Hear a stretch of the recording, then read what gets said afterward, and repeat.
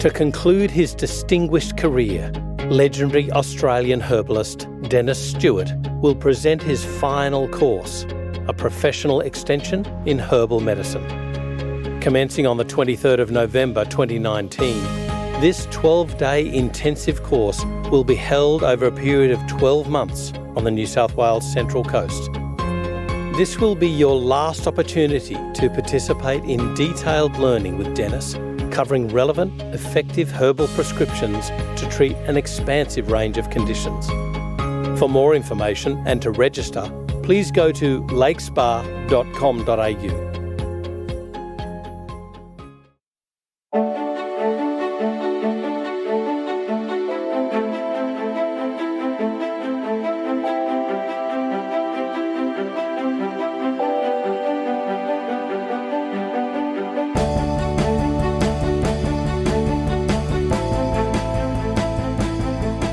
This is FX Medicine.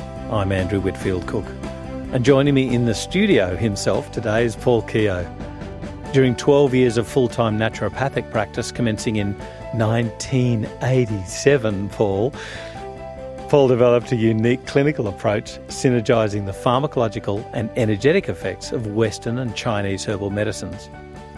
In 1999, he co-founded Global Therapeutics to commercialise clinical insights and fund ongoing research and development. This work culminated in the launch of a small range of integrated Western and Chinese herbal medicines under two brands, Fusion Health and Oriental Botanicals, in 2001.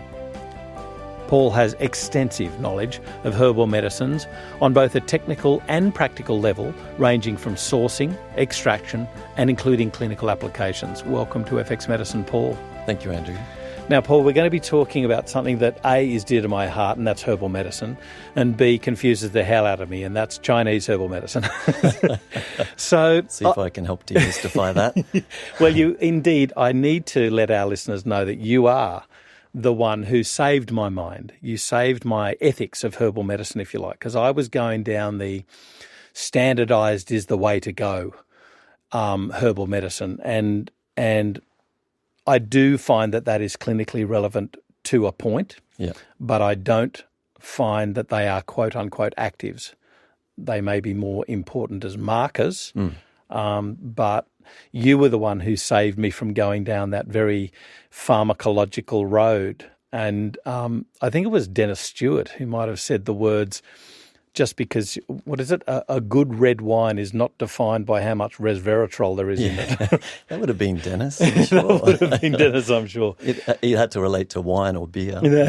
And indeed, you've got a very close relationship with Dennis Stewart, haven't you? Yeah, really close. Not that we catch up as often as I'd like, but I did see him a few months ago and had a good chat.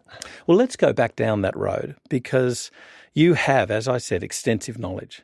So what was it that first drew you to do naturopathy herbal medicine first? Wow, that does go back a long way. I'll make that really short, but it was quite a perchance experience when I was in my early 20s, having travelled around a bit and trying to find myself, and got into healthy living and knew that there was definitely something in it, but didn't understand it well. Back in the early 80s, late 70s, early 80s, there was a bit of a doomsdayist. We weren't up to 1984 yet, you see. So there was a bit of a mentality that the world could end, that things could become dire. And I remember thinking, if things do come dire, the one thing that will be of value is an understanding of health and wellness. A lot of people will probably want some simple solutions. And so I looked around for some herbal medicine courses because that's what interested me most. Why? Well, I think because nutritional therapies, food-based therapies and vitamins sort of all had relevance but they were represented pretty well back in that day. Well, not well, but they were represented back in that day by nutritionists. And naturopaths, I didn't know what a naturopath was. So nutritionists sort of had the field in that respect. And it was a perchance encounter with a Times magazine that was running interviews.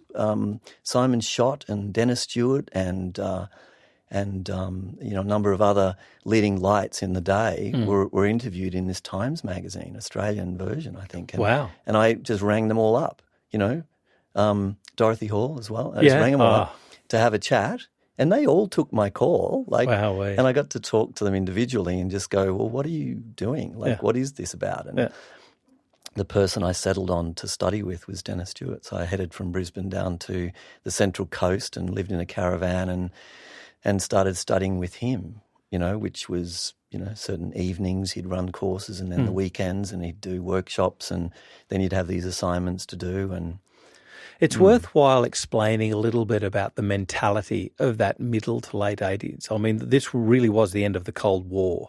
In fact, it wasn't at the end. No. And there really was this, it was like a background subconscious worry about somebody really did have their finger on the button. Yeah. Indeed, what was it? Peter Gabriel did a tongue-in-cheek song about a maniac president having their finger on the football, the atomic football, wasn't it? And waking, and we wonder where we are now. But anyway, no, there was a lot of anxiety back then, but there was a real belief in the value of nature and the contribution that nature could make to the health system. And although it may have been fringe back then, my strongest desire was to make it mainstream. Right. Was to contribute to developing a mainstream approach to what was called alternative medicine back then, and it's probably better known as integrative and complementary medicine now. So what interested you specifically in traditional Chinese medicine as opposed to Western herbal medicine? Well, I studied Western herbal medicine, so I got a diploma of botanical medicine from Dennis Stewart from Southern Cross Herbal School. Mm-hmm. And the principles that I studied under Dennis were, physiomedical principles, Western herbal medicine principles, but there were energetic values to them. And he was a master, and still is a master. He is a master, yeah. In terms of the training that he gave, it was masterful training in regards to an understanding of the chemistry and the pharmacology from a strong Western perspective. But he always talked about the Thomsonian elements and the energetic elements, and we'd have workshops on Ayurvedic medicine and some introductory stuff on Chinese medicine. So during my training, I was interested in that. But I started my practice as a Western herbal therapist, and it was only when some of the Western approaches that I was taking seemed deficient or seemed insufficient. I won't say deficient, just insufficient. I remember back in the day working on immune therapy and having some good acute immune remedies, and they worked excellently for acute phase, but I had nothing in the restorative class.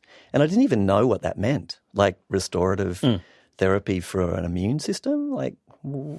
What? Are we talking, one of these deficiency disorders or chronic fatigue? And I did start to see some chronic fatigue patients. And then in the early days when Candida was big. And people had symptoms of depletion as a result of digestive dysfunction and immune compromise, and probably some lifestyle factors there too. Because I was practicing at that point up in the Northern Rivers, I saw people who were coming in from Nimbin and the outlying suburbs of Lismore, and I had a small practice in Keogh, in Casino, and also was centering myself in the Alstonville area. So I had quite a range of people, and there were people presenting with deficiency symptoms like resistance problems that weren't just a matter of me stimulating the immune system, and in fact some cases didn't respond to immune stimulation at all. Your echinacea and your andrographis and these sort of more acute active remedies, the people weren't responding, and I'm going, why? Why is that? What's happening? And then when you look deeper into it, and these just weren't the alternative-minded people. Alstonville, I don't know if you know, but it's like the Baptist heartland of the Northern Rivers. Pretty conservative, and very conservative. And the local medicos were quite conservative, but I happened to meet some that were quite open-minded too. So this is a very interesting point that you make, because I remember being a nurse, so many of these terms that are used in naturopathy were alien to me. Indeed, the sort of way that you treat was very alien to me, because I was used to the drug disease framework, that model of how to combat, we used to, even preventative health wasn't preventative at all. It was early intervention once you had a diagnosis. There was nothing preventative about it. But I remember these terms and these frameworks were very alien to me. And so I really have this appreciation for somebody who might be listening, to this podcast and going, what the hell are you talking about? And yet it makes sense. Indeed, it made sense to the Chinese culture for millennia. So I guess to start off where we're going to go with herbal medicines, and you've just mentioned them, the adaptogens. Indeed, this was a very important that's an interesting point. Stepping point, wasn't it, with Dennis Stewart? Yeah. Because he had this formula from experience that it was magic, still is today. Yeah, and it was to address immune depletion, not immune deficiency, but immune depletion and immune compromise. But when you looked into the formula, you saw that many of them were tonics and adaptogens specifically. And so that was the beginning of my journey with Chinese herbal medicine. So this formulation, it was based around astragalus. It was an 8 Chinese herb formula. And Dennis had originally got it from a book written by Dr. Subhuti Dhammananda, who's in Portland, Oregon. And a really interesting guy. I wouldn't mind doing an interview with him. I met him for the first time in my life last year. And, wow. And he was pretty interested in hearing the story of what had happened to this medicine that he'd originally formulated, and that Dennis had found in a book and then extracted in a Western context. Like, it wasn't being extracted as a liquid. And Dennis was the one that pioneered. It would have been a decoction. It was just a decoction, right. Dried herbs put together. And Dr. Dhammananda was very surprised at what had happened to it in Australia, not because it didn't deserve to be developed, but because he hadn't envisaged that. He hadn't seen that future for a formula like that. In fact, from his perspective as a clinician, he took that core spectrum of adaptogens and chi tonics, let's say, which we can elaborate on, and developed specifics, like a whole range of specifics for different nuanced aspects of immune weakness and immune compromise, which is a natural thing to do in a clinical context. But Dennis went ahead and created this formula which had such breadth of action. It could be applied in many different diverse contexts. Many. And indeed, it was and still is one of these, it is a hallmark formula. Yeah. Particularly in the Northern Rivers, there's this real devotion to it. But indeed around Australia, but there's this real devotion around the Northern Rivers where you introduced it and Dennis used to use it as well. I would dare say down Gosford Way as well. Oh, it's massive. Yeah. And Newcastle, where he still practices. One of my, I'm going to call it misunderstandings. Yeah. Let's also maybe call it a bugbear. And that is... Do you want to get out your axe and we can grind that a little way? Well, I just think we don't have, as somebody who has been taught some herbal medicine, but as somebody that's right. I remember that story now. But as somebody who's been taught some herbal medicine, I've had this issue with the immune aspects of adaptogens, and which when takes they us should. Back to when we first met. Yes, that's indeed right. Yeah, and when they should and shouldn't be used, and I do find there's a real arrogance out there. But there's this sort of Western way of interpreting the herbal aspects. Sorry, the properties of a herb, and that. For instance, astragalus, that you shouldn't use it in an acute situation, or else it will set the infection in. Was the quote that I've been taught, and I questioned it because when I looked further into it, it was actually unless there is deficient chi. Now, I've got two issues. One is who in the 21st century doesn't have deficient chi. Well, who in the 21st century knows what that is? But who isn't stressed, who isn't overworked, overburdened? And so is this really an acute thing, or are we just overstressed, overworked, overburdened, and our immune systems just fall at the first opportunity, in which case a tonic would actually be implicated? Well and truly. So when do you tease apart the use and indeed the avoidance of something like astragalus or astragalus? You know, I'd probably put that in really practical terms, and I think that should help ease some of your not anxiety, but now but I'll still have anxiety. Yeah, okay. You must have nightmares too. this astragalus monster. Because the notion of, and maybe we should just wind back a little bit. We talked about adaptogens. We've mentioned chi tonics. Is a chi tonic an adaptogen, or are all chi tonics adaptogens? Is chi tonic a subclass of adaptogen, or adaptogen subclass of a chi tonic? Don't ask me that question, mate. I am not the first to ask. Yeah. Oh, really? Yeah. So if we look at it, like let's just look at first principles. Yeah. So we know an adaptogen is something that helps the physiology of the body cope better with stress. We know that any stressor. Any stressor, really. Yeah, exactly. And there's a whole cascade. The hypothalamic pituitary axis is activated, and there's a whole cascade.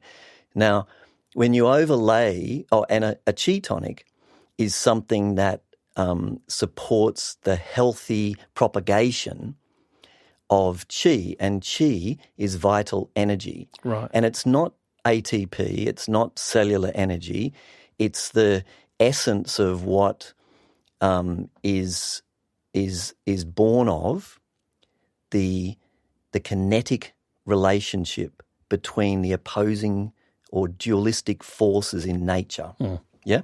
Really simple. Like, and simple but very alien to a medicalised sort of approach. Yeah, but from a medical perspective, we're dealing with the push and the pull of physiology all the time.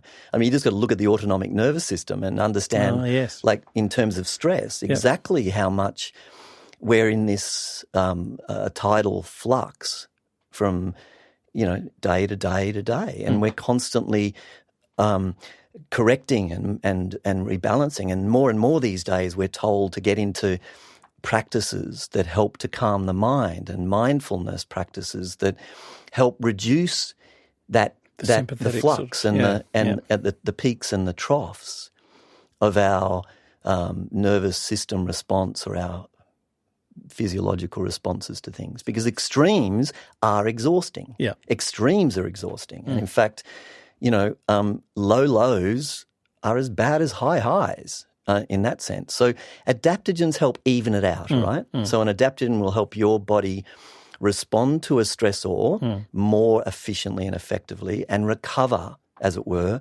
or normalize its physiological responses and hormonal responses more quickly. Now, a chi tonic, if it's born or manifest out of the kinetic relationship of opposing forces in nature, and the opposing forces we can call yin and yang, let's say. Yep. And the chi is basically the manifestation of those oppositions. Then we're also looking at a fundamental, source of resistance to the world. Chi fundamentally provides the essential resistance to the impost of our life, and it could be down to the importance of digestion. Yeah, where stomach chi is essential for helping break down our food. Liver chi is essential for helping us process and metabolize. Kidney chi is essential for. This is an interesting one, which we might get to talk about later. But kidney chi is critical, is really, really important for its ability to vaporize or mist the pure water or pure essence of our waste, to return good fluids back into the body, separating it from the bad fluids that we'll then eliminate. Hence the kidneys are not a filter but a siphon. Yeah, and there's an intelligence there. So I think, the whole point about what is a chi tonic, what is an adaptogen, well, I can probably save you some angst around that, because an adaptogen is really a class, I guess, is a type of chi tonic. But not all chi tonics are adaptogens. Yeah. So can I ask then, and this is getting off track a little bit, just sparked in my mind, Qigong. Yeah. What does that mean? I haven't been a practitioner of Qigong. I'm a yoga practitioner. Right. But there's got to be energy. So I don't know Qigong what Qigong fundamentally is the movement of Qi through the body as resulting from specific postures that activate meridian centers and points to sort of move energy in a fluid fashion. Now, that energetic flow is the key to good health. In fact, keep qi flowing, you will stay healthy. There's a traditional Chinese medicine principle that says where qi goes, blood follows. Logical. And that's got all sorts of ramifications in regards to, this stagnant sort of sedentary lifestyle that we have now. So I guess my point about the energetic values of herbal medicine, which is really fundamentally what you were talking about, why incorporate them? Why value them when we've got these Western terms that seem to answer or explain what it is that we're doing with herbal medicine? Well, I think fundamentally the Western terms don't explain adequately what we're doing with our medicine, and they don't have a holistic vision for how the body works as an integrated whole. And TCM was what gave me the first insights that you could actually influence various organ systems through an understanding of the flow of qi, or the flow of vital energy in the body. And Qigong is a way of moving vital energy in the body. Right. Yoga is a way of moving vital energy in the body. It just happens to be called prana in the Ayurvedic system. And to be honest, Western herbal adaptogens, if you break them down and look at what an adaptogen really does on a, sort of on a functional level, you see things like it can inhibit the initiation and proliferation of pathogens, right? We know that. And you'll probably get to that question that keeps burning in your soul around, should we take astragalus and those sort of adaptogenic immune modulators during acute infection? But also these notions of adaptogens support cellular immunity, and they support certain lymphatic functions. They regulate endocrine glands and endocrine functions, which are part of the resistance process. They provide protection of body cells through their antioxidant constituents. They have strengthening effects on digestion. Like, this is another reason why be careful when you choose to use adaptogens, because if you're, in a phase of health, or if you're needing to take flight or fight,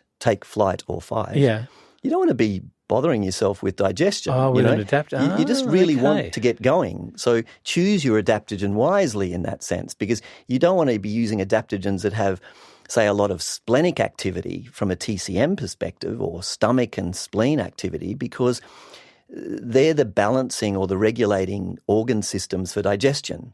You don't want to focus attention on that. You want to take ginseng, which is a really, it's a pure qi tonic. This is Korean ginseng. Korean ginseng. It's so, they don't classify it as an organ system tonic at all. It's just pure qi tonic. It's right. Pure and simple. So that's why a lot of people have, concerns and issues around it. Whereas astragalus is a spleen tonic and has, effects on digestion. So, looking at that, so you get strengthening of certain digestive and absorption processes. Tonics and the adaptogens help rectify this sort of homeostatic balance. And not that yin and yang are purely homeostatic regulators, all right? But they are part of that, and there's more to it. Yin and yang has much more to it than just homeostasis. But they are the opposing forces that regulate, or that that regulate nature. And it's not as simple as male and female. It's more diverse than that. Yeah, it's so much more diverse. Yeah, yeah. And then the last thing is to potentiate. Like frequently some of these adaptogens have potentiating effects, which probably leads us to that point you made or alluded to. Can you take an adaptogen, an immune modulating adaptogen, with immune stimulants? And this is one of my early lessons when I was working with the Western herbal immune stimulants and finding some patients were not doing well on them. It was like their body didn't respond at all. And I'm going, the extract must be low grade, or there's a problem there. Like I thought immune systems were just, like a horse. You just jump on it and it goes. Give it a bit of a bit of spur and off it goes. But the thing is, if your horse that you've jumped on is knackered, literally, you need to restore it. You need to tonify it and nourish it. And so I went back to the literature and looked at this and went, what is the distinguishing feature? And it really comes down to those symptoms that would represent or reflect qi deficiency. Right. And you'll see that with those patients that I was talking about before that didn't respond to immune stimulation. Yeah. Your medicines failed, but had these symptoms of, significant fatigue and exhaustion and digestive compromise and low-grade recurrent infections and, but just always had those classic fatigue symptoms. They may even have had a little bit of anemia. They could have had some problems with blood because qi leads blood. They could have manifest in different organ systems in disorders that don't seem directly related to qi deficiency. But if the blood is stagnating, it could relate, in a chronic context, it could relate to a failure of the qi to lead the blood through the system. You've got to keep qi moving. You've got to keep blood moving.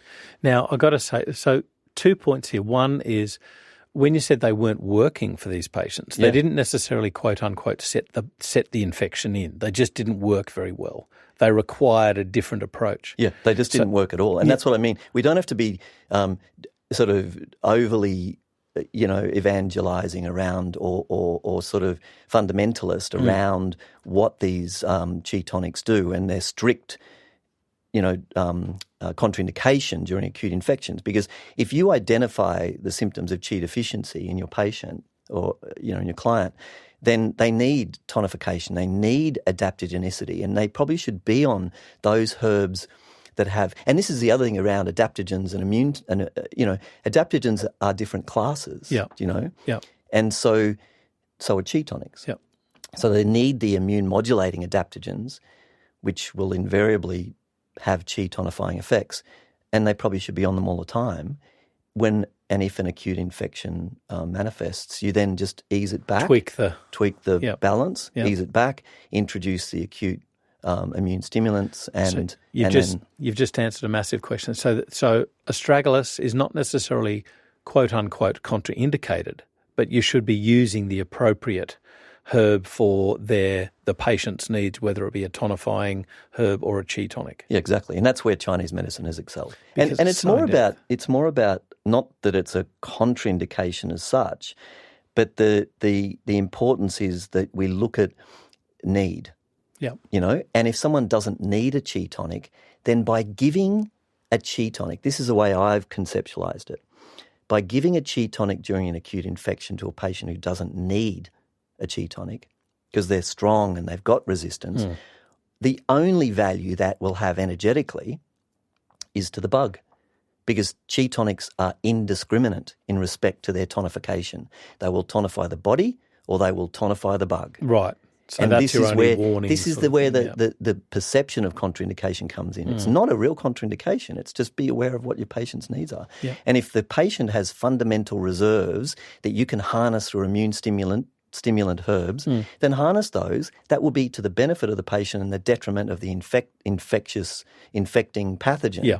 But if you go, look, I've heard that tonics are really good and I just want to make sure that this patient's got enough on board to fight this infection, unless the signs are there, you're not helping them. So although this may actually be a very, very arrogantly framed question, can we, from a Western type perspective, easily tell the difference between deficient qi and, you know, an adaptogenic need, or even an acute infection, quote unquote, from a Western standpoint? Are there ways that you do this? Yeah, I think so. Like the signs and symptoms of chi deficiency. I wrote this lovely, I think it's lovely, and people who've got a copy of it think it's lovely too. Back in the day when I was trying to figure all this stuff out. Well, I need one. I need a copy. Little booklet. It was published under the Oriental Botanicals banner. And it went into all this really intricate detail about what are the symptoms. And, you know, I didn't train as a TCM practitioner. I trained as a Western herbal medicine practitioner. And I trained as a naturopath as well. And, you know, I had to figure this out because not that I couldn't go back to training, but I had a young family and I was busy in practice. And it was like, no, hang on, something's not working here. I just need to look at the evidence and figure it out for myself. And traditional evidence is legitimate evidence. The TGA actually acknowledges traditional evidence as legitimate evidence. So I went to those books and they were just revelational. They were much more poetic and pictorial, less sort of analytical and sort of linear. Do you know? And we're talking about the traditional Chinese herbal texts. Pharmacopoeia, yes? Yeah, or some of the Materia Medicas. Materia Medicas, forgive me, that's the one I was thinking of. And some of the textbooks of that were being studied by TCM practitioners in the colleges and the universities, like awesome translations in Western context and great sort of detail on the disease state and what the energetic effects of herbs were. Books. And they're very thick books. They're very thick books. They're not lightly undertaken. And they're not so light when you pick them up, but when you start to read them, I found them incredibly light. All right. Yeah, because they told a story. Yeah. They didn't require rote learning. They developed concepts of health and disease and healing and an integration of those herbal qualities and properties with the relative deficiencies and insufficiencies and dysfunctions within the body, and then associated those two together to give you indications for different remedies.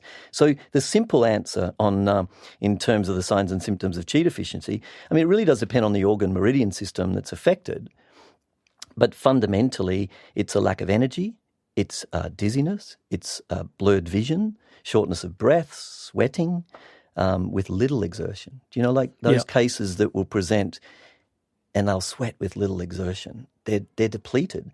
A weak voice, pale complexion, and then you get into some of the tongue and pulse signs, so they'll have a pale tongue. They may even have a little bit of a furriness on the tongue, which indicates there's digestive involvement too, spleen deficiency and spleen chi deficiency particularly, and then a weak pulse and obvious susceptibility to minor infections. So they're the things that you'll see for someone who's in need of a chi tonic. But if they're not, do you know, and they don't have any of those signs and symptoms, but they present with something like, you know, a pathogenic infection, fever and inflammation and headache and a full and distended sort of pulse, if you do pulsing. And it's probably not a bad thing to learn. I never learnt it, I never applied it. I always wanted to. But you might see signs of a facial flushing. You could also get blurred vision there, but the vision that's blurring in deficiency is more just weakness and tiredness of the eyes, and someone will say, my eyes just can't focus. Yeah. But whereas the blurred vision in that inflammatory, state of infection without the deficiency signs is going to be more as a result of, the fever. And there'll be bloodshot eyes, and there may be sort of ringing in the ears and throbbing in the head and irritability, whereas in the deficiency state, it's exhaustion. It's just depletion and essentially low energy states. So a practitioner, I think, is aware of that from both a Western herbal perspective a Western clinical perspective, where you're looking at signs and symptoms. Well, this is where my mind was going here, and maybe this is my skeptical part. The roots in my orthodox training with nursing is when you're describing those symptoms, like the first set of symptoms, and I'm thinking heart. I'm going, pallor, sweating, dizziness, anxiety, blurred vision, and I'm thinking blood pressure, acute coronary syndrome, ACS, and I'm worried. In the context of infection, we're talking here. Yeah, so this is the difference, is that we really have to be mindful and be respectful of the whole framework of traditional Chinese medicine, because it's not easily, I'm going to make up a word here, equivalated. There's no easy equivalent from Eastern to Western in very many cases. Well, I might contradict that because I think that the difference between TCM and Western diagnostics really is about perspective, and it's still looking at the same elephant. Right. It's still looking at the same beast, but just from a different perspective. The Western perspective is very much about diagnostic criteria, and testing and objective assessment. The Eastern perspective is all about observation.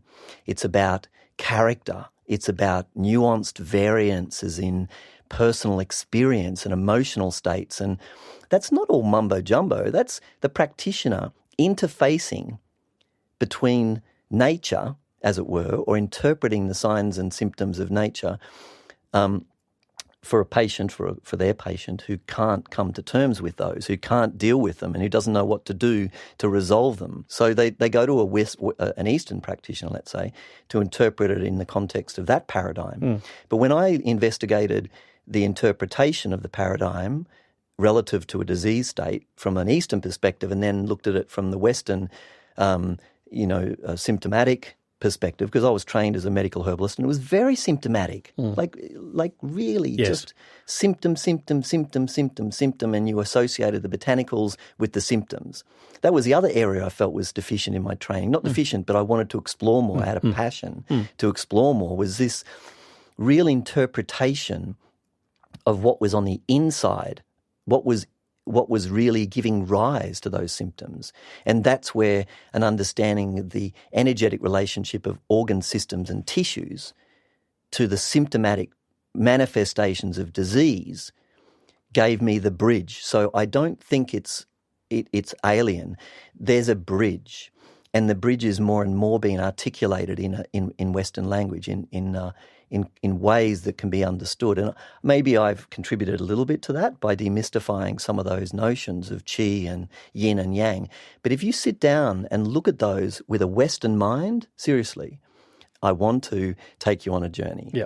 And the journey is an understanding of menopause from a TCM perspective. And at the end of it, I would like to have your feedback in regards to is that perspective bridging your very medically trained sort of approach? Great. Medical understanding of the menopause as a hormonal insufficiency manifesting in all sorts of physiological symptoms, which are clearly and accurately defined in the medical literature. There's no question that there's a good understanding of what underscores the symptoms of menopause and why the woman's experiencing them. But tell me why. When I was in practice, I struggled with the why because those symptoms seemed so disparate, so diverse. How can it be that you can have, and you can't, yes, we understand it's hormonal, but it's not just estrogenic. It's not just deficiency of estrogen. No. There's a whole range of sort of other influences that are coming to bear. And, sure, we know that estrogen helps to modulate inflammatory responses and, certain metabolic processes. And certainly a woman who's been enjoying the benefits of estrogen through her menstruating life and now comes to an end, is going to suffer skin dryness and nervous system complaints and probably mood swings and some of the, depending upon what her menstrual life was like, she may not sail through it. And that is a very good point. She may not sail through it. And in traditional cultures, there was always an understanding of how to support a woman through that phase. So we get the Western perspective and we understand it hormonally and we understand it physiologically, but it still didn't tell me what herbs to give my patients. Which formulas, which herbs? There were so many cooling herbs. There were so many. And do we just take a cooling herb because the woman's getting hot flushes? there's more to this concept because, and this is after my journey with the immune system and looking at the astragalus 8 Chinese herb formulation. I started looking at what underscores menopause, what underpins menopause in an energetic and an organ system dysfunctional context. How does that line up with the Western understanding of this being essentially, a life stage associated with hormonal decline, deficiency? And for which in my day, in the 80s, HRT was all the rage, So I open-mindedly, scientifically opened the textbooks and started looking at it. And within like a short while of looking at some of these great textbooks, I discovered that menopause is actually a deficiency condition. It's not a cold condition. It's a deficiency condition. And it's a deficiency of yin and yang. In different degrees. Right. And the concept that underscores it is that when yin, let's call it, has a cold nature, or a cool nature. Yang has a hot nature.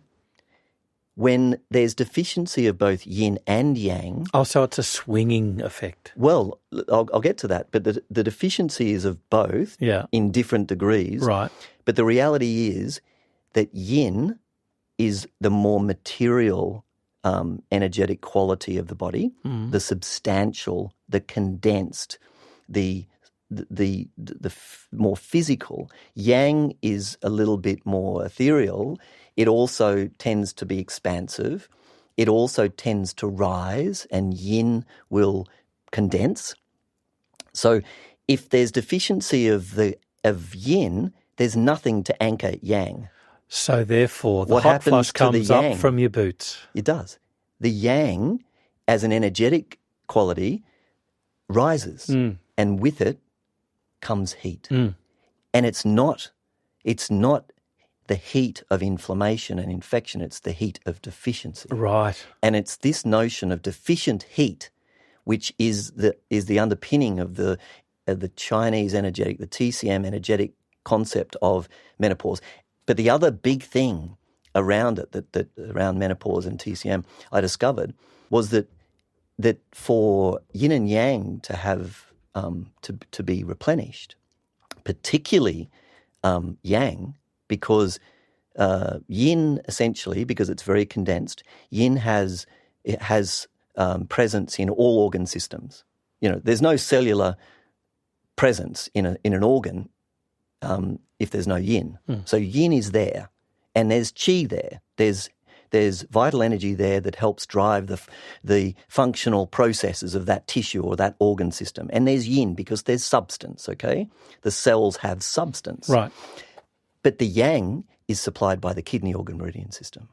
And if the kidney organ meridian system is depleted, then the organ function, the cellular function of the organs and the tissues will degrade. Right. And you'll get deterioration in the integrity of those tissues and systems as a result of the yang deficiency. And so you get these really interesting dynamics. You've got yin deficiency, so you're getting integrity issues with the tissue, like aging, sort of deterioration. So aging skin. Yeah, exactly.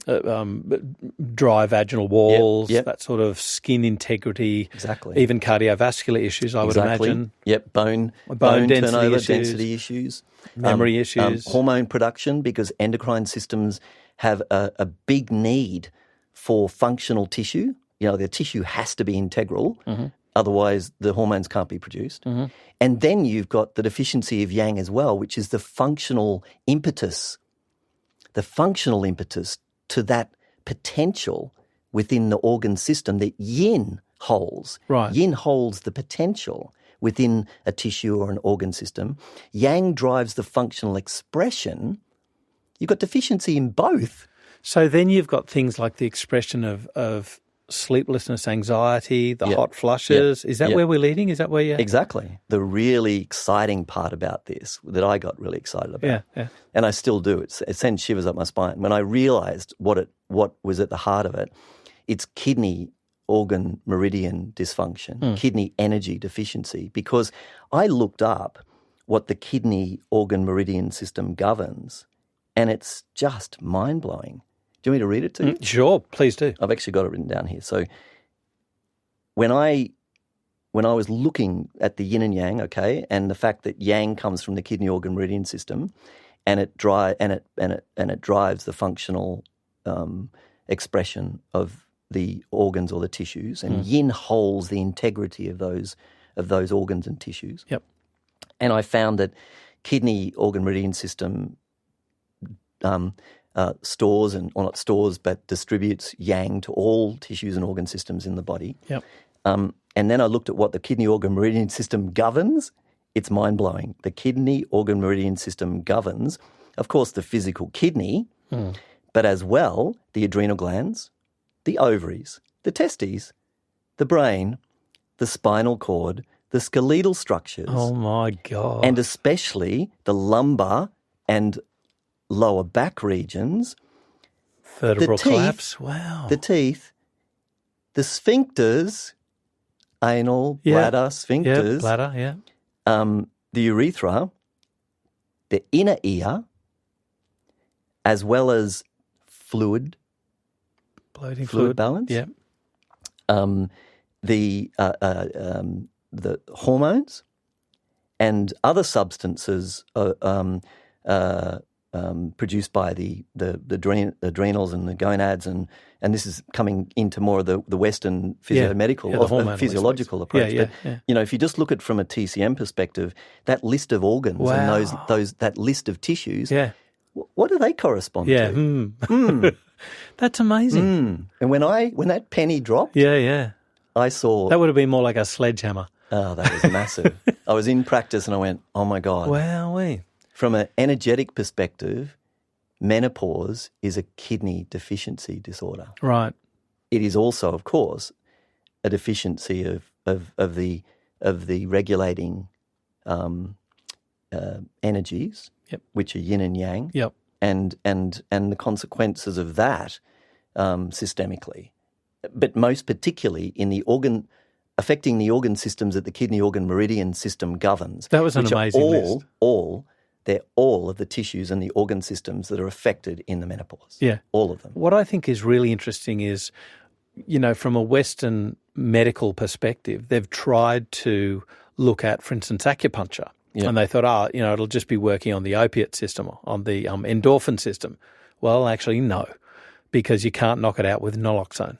Right. You can't undo that effect with naloxone. You still have an analgesic effect. So therefore, two things. One, the pain gate theory doesn't answer it. Yeah. And two, it's actually working outside of your endorphin thing. So there's another system at play. Yeah. And yet, Western medicine continues to ignore the eons of tradition, of successful practice, of the Chinese medical methodology. But not all. Chinese medical system. And I guess this is the thing that I found, and maybe it goes back to my days in Alstonville when I was collaborating with a lot of conventional practitioners. And I found that sadly, a lot of my, fraternity in the naturopathic and herbal medicine, sort of areas, I didn't have a lot of contact with them for many, many years because I was busy running an exceptionally incredibly busy practice, seeing 60 to 80 patients a week and running my own dispensary, and I had staff to assist in manufacturing some of my own extracts because I was a one-to-one, high-strength sort of extract guy. So I was busy just dealing with patient care and collaborating with their medicos mainly. So I got to look into where the discord or the disagreement was and see if there was anything really substantial. There's not. And whenever I talk to specialists and I talk to conventional pharmacists nowadays, and we have such a lot in common. Like there is, and I guess it's because I've spent a lot of years interpreting a very alien system called TCM from a Western perspective. I did not jump into the TCM camp and learn about TCM as a TCM practitioner and then try and bring those concepts to the West through the eyes of a TCM practitioner. I looked at TCM through the eyes of a Western practitioner. And so when I talk to other practitioners that aren't of my training, I have a natural instinct to look at the world through their eyes. And when I look at the world through their eyes, I see parallels and I see patterns that conform in a really beautiful way to the patterns and forms that come out of TCM when I look at it, were a foundational part of the Western training I would hope that you've already had. You know, the physiomedicalism or physiomedical properties of, stimulants and relaxants and astringents and so on, not as well developed as the TCM energetic qualities. But look at them, start looking at your herbs energetically and see how you can reinforce Western herbs with some traditional Chinese herbs. There's one more phrase that I'd like you to clear up for me. Sure. Blood stasis. On a roll. Blood stasis. Help me. Yeah, okay. So this is really interesting. Where qi goes, blood follows. Okay? So blood stasis fundamentally is deficient qi. Well, it may not also always be. It could be that heat conditions have caused a congealing of the blood, let's say. Right, okay. But blood stasis, keeping the blood moving, is really critical to health and wellness. Keeping healthy qi as the lead to blood is also critical. And I think preventative healthcare, if we want to get back to that terminology, should be focused on qi and blood and energetically focused on herbs that support that process. But blood stagnation, if we looked at it from a cardiovascular perspective, it doesn't mean the blood has stopped moving, but energetically, because in TCM terms, blood is both the physical substance of the blood, but also the nutritive forces within the blood. And also, poor oxygenation. Exactly. Gases, blood gases. Yeah, you give me the scientific stuff, I'll throw you the energetic terms for it. Because respiratory acidosis, alkalosis, so this sort of thing. Exactly. Right. And you're going to end up, if you have blood stasis, which any TCM practitioner can determine. Yeah. And we could go through the symptoms like we did with qi deficiency. What are the symptoms of blood stasis? But you're going to have far-reaching effects. It's not just cardiovascular. It's endocrine. It's all the tissues of the body. Qi influences all the tissues of the body. Blood influences all of the tissues of the body. And as a result, it's very important, to understand those two of the four vital forces or vital energies. The other two are yin and yang. So if the only takeaway today is that there's these four forces in TCM which we need to come to understand, yin and yang as the opposing forces in nature, qi and blood as the nourishing, regulating forces, as it were, within the body, that come out of that dynamic interaction between yin and yang, we've got a lot to go. A lot to work with. There's so much more. I mean, hey, there's thousands of years that we could talk about. What about the timing of medicines? Can we perhaps discuss that in another podcast? Yeah, because that's again. I would love to delve into that. There's a beautiful body clock that they've developed that talks about the timing of taking and when you should take based on the organ systems affected. Well, I've got to say, Paul Keogh, thank you. Once more in my career, you've cleared up something that dogged me for years. I can't believe it's taken us so long to link up again. Well, I should have asked you this 20-odd years ago, shouldn't I? So not just did you clear up the, me falling down that rabbit hole of being too reductionist, in my opinion now, to only look at one or maybe two, I call them marker chemicals rather than quote-unquote actives, because we've been disastrously wrong in proving them, in showing as actives, in showing that they're actives. Indeed, we've changed our framework from, with St John's wort, for instance, 3 different chemical marker compounds over the years, and we're still not on top of it because the one with the evidence is actually looking at flavonoids. I think we're just being really arrogant when we're thinking that they're actives. I do, however, believe that there may be some facility to use them as marker compounds for a framework of quality or reproducibility. But you can't do that with one. You've got to do that with several. We can talk about that because I'm deeply engaged in the areas of chemical profiling or profiling of botanicals, and also identifying markers and actives, and also ensuring that you get a broad spectrum of compounds within an extract, such that you haven't gone chasing one constituent and at the expense of the whole herb. And it's the whole herb that I think we could kick off another conversation around.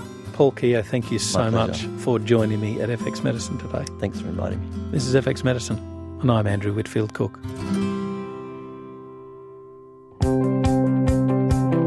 If you're a regular visitor to the FX Medicine website, you would have seen many of our great infographics. These are all now available for use in your clinic. You can download them for free, and the high-resolution versions are available for purchase as A3 or A2 posters or as a digital file. Simply click on the button beneath your favourite infographics at fxmedicine.com.au.